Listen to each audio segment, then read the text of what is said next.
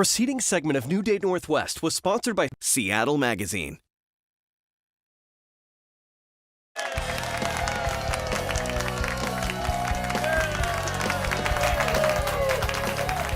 Welcome back. One of the plus sides to the chilly days of winter in the Pacific Northwest is that it is the perfect time to harvest shellfish. In the January issue of Seattle Magazine, author and contributor Langdon Cook zeroes in on oysters. He joins us now with a delicious recipe. Hello there. Good to be here. Have you back. Thank So you. there must be something wonderful There's in something here. hiding under there. So what are we making today? So we're going to do barbecued oysters. Really? Yeah. I didn't know you could do that.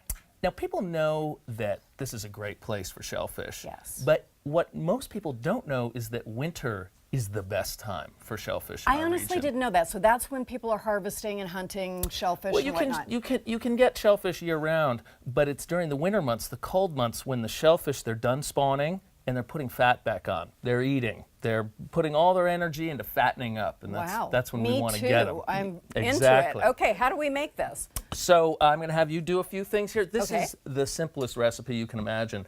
And it was handed to me by a friend, John Adams, who has a third-generation shellfish farm down near Shelton. Very cool. And actually, his daughter invented this recipe. It's super simple. It's for those days when you're out on the beach in the winter and it's blustery and cold and damp and you want to build a fire and then maybe grill up a few oysters on the side. Makes sense. What kind of oysters are these? So these are from Totten Inlet. They're Pacific oysters. And what we're going to do is we're going to make a little Asian-style barbecue sauce. I'm ready. What do we So do? we've got a little hoisin here. This is so simple. Let's start with a teaspoon of soy sauce Alrighty. to go in there. Actually, let's make it a tablespoon. Tablespoon? Yep. Okay. And I usually just eyeball this. It's really to taste. I've got maybe a little more than a half cup of hoisin sauce in Okay. there. What next? A good pinch of red pepper flakes for some Okay. zing. All right. Yep. What's a pinch to you? You know, a teaspoon is what the recipe calls for, but sometimes I do a little more. I'm afraid beyond that. We're putting those back. Okay, that's fine. That's fine. I'm not doing the whole thing. Okay. Now what next? let's do a teaspoon of sesame oil. Okay. If I got the right stuff? Yep. Yes. And here's a teaspoon Alrighty. for you. And again, you can eyeball this, but right. but Well, the I'm recipe gonna be a little calls for more a teaspoon. precise since I'm new to this. Sure. And we'll do it. And then we're going Okay. to finish it with some sliced green onion right here, Alrighty. and you can just grab a handful there and put those in and stir it up. Alrighty. Now that smells so good. get the pan Get going. the rest Now, of those onions in there. look 'cause what we've that- got under Let here. me see. Wow. Some look at beautiful that. oysters. we're so lucky Are to those live. on heat or have they just been We're sitting gonna there? we're gonna turn it on right now. Okay. Now, when you're grilling oysters and barbecuing them, say at the beach, you know, I put them right on the grill directly. We're kind of mimicking that here with the cast iron pan, but it's the same process. And actually, you're gonna see they're starting to steam already. The oyster juices are steaming up, and How do you know we're when just- they're done? well, It doesn't matter. that's actually a great point. They're going to get a little more opaque, okay, and they'll firm up. And so I would say about 5 minutes. Okay. So And let's they're put putting this off sauce juices. on them right now. Just inside the shell? Just there. That's perfect. that? Yep. And it's Okay. really to taste. And that's probably as much as you want to do because you don't want it to overwhelm the oyster. Okay. I might have overdone it. Ooh, I can smell them. They are cooking. Yeah. They are so good. And you know, for people who are a little bit squeamish about eating raw oysters, which is my favorite way to eat oysters, just shucked, I'm going to cover this, but shucked right off the beach with a little squeeze of lemon. That's my favorite. But for those who are a little squeamish about it, the barbecued oyster is Then you perfect. can cook them and you're happy with that. Okay, so Exactly. you're out with this new book, Yep. Upstream. New What does book this here. tell us about? This is all about our most iconic wild food in the Pacific Northwest, the salmon. The obstacles that they're facing because they've got a tough road ahead, tough river.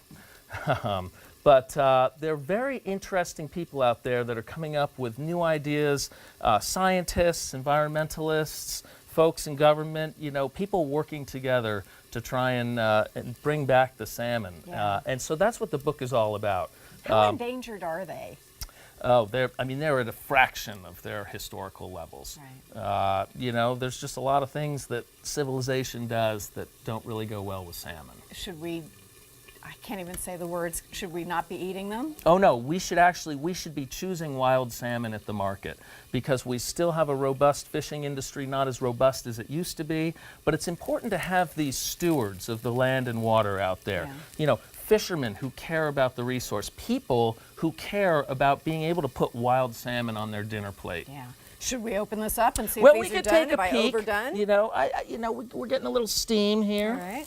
Now, see, Those look they're beautiful. starting to firm up a little bit. I'm going to give them another minute or two. So do you just like poke them with your finger to see if they're firm, or Pretty how much, do you know? yeah, Okay, good. So yeah. there's nothing super complicated. And I've with got some that. finished ones over here if you want to take Those a look. look beautiful.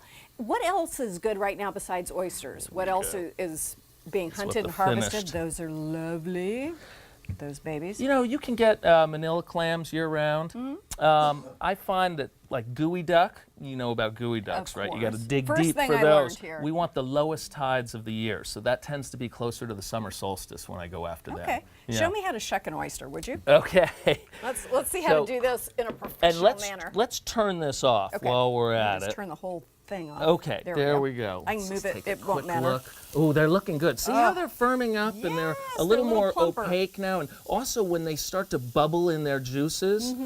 And you know, if I have a fire going and I'm doing them on the grill, sometimes I'll put like some apple wood or some alder on there and actually get that smoke flavor on the oysters Gosh, as well. and I It's hope delicious. there's some crunchy bread and other things involved. Glove. Glove, first Be of all. safe. You know, Okay. there are a lot of trips to the emergency room with shucking Go accidents. to the beach, then go to the emergency room. Now, professional shuckers, guys who do this for the living, for a living at the raw bar or wherever, They're super they often fast. go in through the side. But I tell beginner shuckers to go in at the hinge, Okay. right there. I find that that's a So little. at the point, if we don't know what the hinge is. Yeah, I pointy find part. that a little easier. So I'm just going to work my. And there we go. I felt the little You give unlocked there. it, yep. And then I'm just going to kind of run it around like that. See that? And you're cutting the adductor muscle. And there it is. Okay. See that? And then just And let you that cut loose. that. Yeah. And then you want to make sure not to get any of these little bits Yeah, there are in. lots of little pieces that Poke come that. off. And that's one thing about Pacific oysters. They have a lot of those little flaky parts of the Mm-hmm. shell. Be careful about that. The worst thing about eating a raw oyster is getting some of that crunchy stuff in there. Okay. You do not want that. And then you want to cut it there with the other adductor muscle on the other side. And you can flip it over and see how nice So that it's looks. loose, so once we've cooked it, we can just eat You it could- right I out can of the shell slide and do whatever you right, want. right down the gullet. Awesome. Yep. Thank you very, very Hey, much. you bet. Appreciate it. The January issue of Seattle Magazine is out right now. You can also find Langdon's book, Upstream, online and in stores. Right after the break, some simple things you can do to create a relaxing spa experience in your own home. We'll be back in a jiff. Thank you. All right.